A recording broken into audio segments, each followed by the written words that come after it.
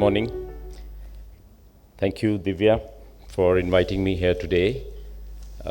This is a very important program, very important topic that is being discussed and that is being launched today for making India one of the leading countries in the world on the green steel. Everybody knows Mr. Amitabh Kant. He's a dear friend. He's also a mentor. He's a person who has always helped the industry, always very positive.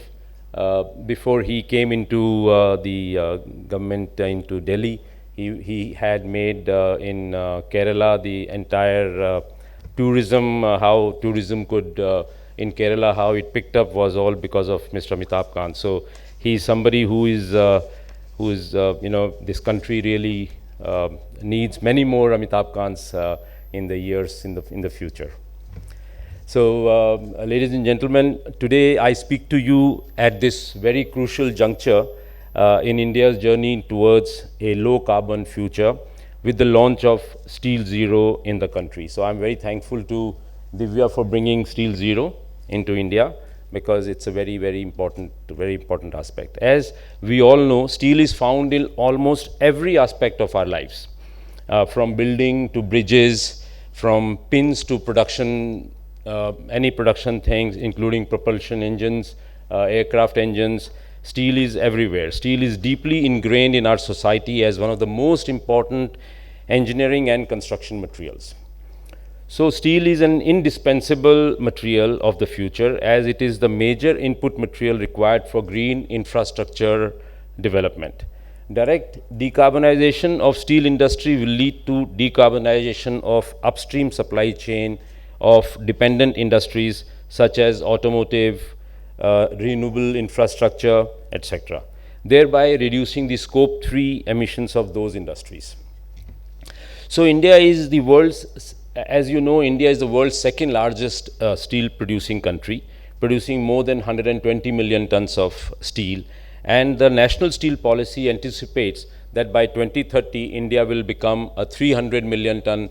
India would need to become a 300 million tons of steel producing nation to meet its requirements, to cater to the demand of its growing industry and its requirements. Steel is also a key component of India's energy system. In addition to being an important input to much of its energy infrastructure, the sector itself is a major energy consumer. But if we have to build renewable power, whether it is wind or solar or any other form of renewable power, you would need a lot of steel because everything is made out of from steel. So the iron and steel sector are responsible for around 1/5 of industrial energy consumption in India, with coal accounting for 85% of its roughly 70 million tons of total energy inputs.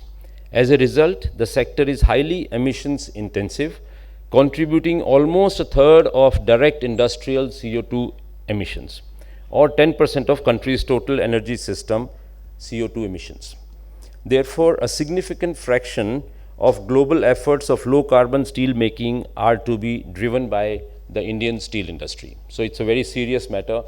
Indian steel industry produces 10% of the CO2 that is emitted in the country, which is a very serious matter. So therefore, Indian steel industry must really wake up to this challenge of bringing a low CO2 steel making. Technologically, steel industry in India is quite heterogeneous, with several processes and input material combination and a wide range of different sized facility in primary and secondary sectors. With advanced technologies and under the right circumstances, the Indian steel industry could achieve a transformation in the way it makes steel and reduces its environmental impact. However, this change cannot be an instantaneous shift. The key potential deep decarbonization technologies are not yet techno-economically or commercially feasible, and hence emissions reductions till 2030 are expected through series of levers like improvement of processes and energy efficiency, energy transition to renewable resources, usage of alternative fuel sources, and ensuring the use of improved raw material quality and enhancing material circularity. So therefore, by using all these different levers, we can, within the present situation, within the present technologies, we can reduce the CO2 emissions by at least 40%, in my opinion. From today's levels of whatever it is, we can reduce 40% just by tweaking the technologies, by switching over to renewable power, and by making all these changes, we can bring down the 40% the CO2 intensity in making steel. It is here that initiatives such as Steel Zero becomes crucial, as this will only accelerate this transition to a low carbon future. Steel Zero, led by the Climate Group in partnership with Responsible Steel, is a global initiative that brings together forward-looking organizations to speed up the transition to a net zero steel industry. Organizations that join Steel Zero make a public commitment to use, procure and specify 100% net zero steel by 2050. By harnessing their collective purchasing power and influence, Steel Zero sends a strong demand signal to shift global markets and policies towards responsible production and sourcing of steel. This is in line with other campaigns such as RE100, EV100 and EP100, focusing on demand-side-led action to shift markets. I also believe very strongly that industries which take this initiative, which take the first mover initiative, will be the industry of the future. People who are left behind, who are not taking this initiative in reducing their carbon footprint, they will be left behind and they will lose their customer base. Because if you see, just for an example, Tata Motors, which was all these years was struggling as a passenger vehicle company, has suddenly sprung back just because they came out with the EV vehicle. And now today everybody is talking about Tata Motors as the company of the future. Just because they took that initiative, maybe they took that chance that we want to be the largest EV manufacturers, and today their cars are waiting for 6 months. And why would you? I use an electric vehicle in Mumbai. I drive it myself, and my driver also drives it. And it's an unbelievably cool car. Today I think that why would anybody manufacture a car which burns fuel, gas, petrol, diesel?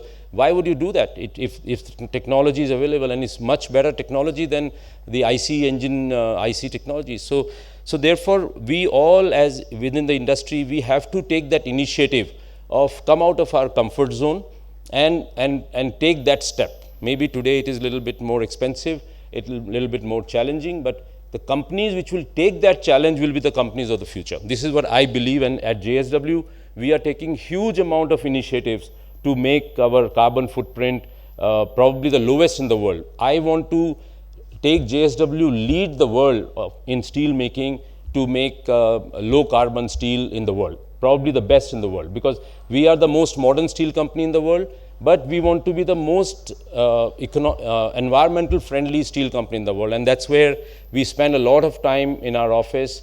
Every day we discuss on technologies, how to make greener and greener steel. So the steel industry will need, of course, government support, and Mr. Amitabh Kant is here, no better person who can help us in this, through well-designed policy to help moderate the initial capital costs, as well as the higher OPEX cost in the transition period that could otherwise render them uncompetitive.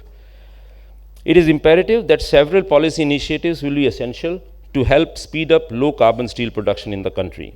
There is also a need to have a shared and credible definition of green steel, of low carbon steel, or net zero steel for the country.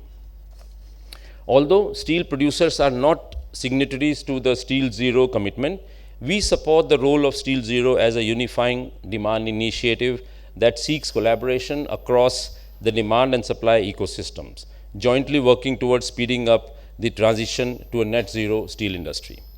This platform will enable leading organizations, their peers, and suppliers to come together and address key barriers currently faced in the steel supply chains.